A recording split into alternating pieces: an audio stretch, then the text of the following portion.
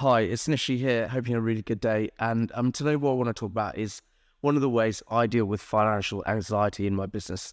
As you know, I'm growing and scaling my own business. We've built up our team, we're building up our client base, and with it comes challenges with cash flow because there's often times where we commit quite heavily into investing in certain marketing strategies, bringing new team members on, various things in the business to actually grow and build its infrastructure, and then that can create a lot of pressure in terms of cash flow. Before I go into today's video, though, what I want to just remind you is if you go to our website, naccounting.co.uk, we've got some amazing resources on there to help you grow and scale your own business. So we've got our podcast, we've got our webinar, we've got our blogs, we've got our NTV channel, we've got our guides, we've got information about our quarterly planning days. So all free resources apart from the QPD, which you can use to actually help you grow and scale. So definitely check it out. But going back to this video, what do I do to deal with financial anxiety in my business? Well, there's two things. Well, there is a third thing I'll also go into, but firstly, I do a lot of cash flow planning. You might be sitting there thinking, well, this guy's an accountant and he's saying you should do cash flow planning. It's easy for him. He's got that qualification. But all I'd say is if you don't have an accountant who can help you with that or us, then you've still got some really good software out there like Float. It connects up to Zero and it's an amazing piece of software which helps you build and manage a 36-month cash flow plan. By doing that, what that means is you can actually just create a cash flow in a very good level of detail. And it's the detail that gives you the confidence, in my opinion, because when you've really thought something through, then that's when you've got more faith in it to work. So I think being able to firstly just plan like my cash flows in a good level of detail, that definitely helps me overcome any cash flow anxieties in my business.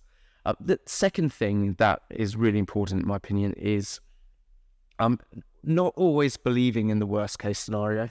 I've done other videos about, how to actually think about scenario planning because a lot of people, they don't always approach it in the right way. But if you've got this mentality that everything's going to come down to the worst case scenario, yes, your cash flow is always going to look awful. So what you've really got to think about is what is the most likely scenario? And that's really important. And then when you understand that, that can be a target. The most likely scenario or the best scenario can be your target. And you just have to think about what do I need to do to achieve the most likely scenario. And the third thing that I was actually going to mention, which kind of is relevant to this, but it's about cost control.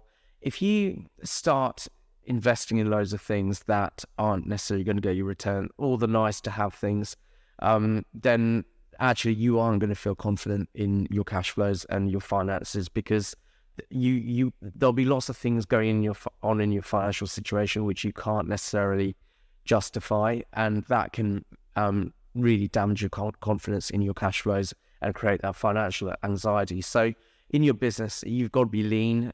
So whenever you do actually commit to some kind of expenditure, you've got to know what the benefit is or have a very good idea of what the benefit is going to be.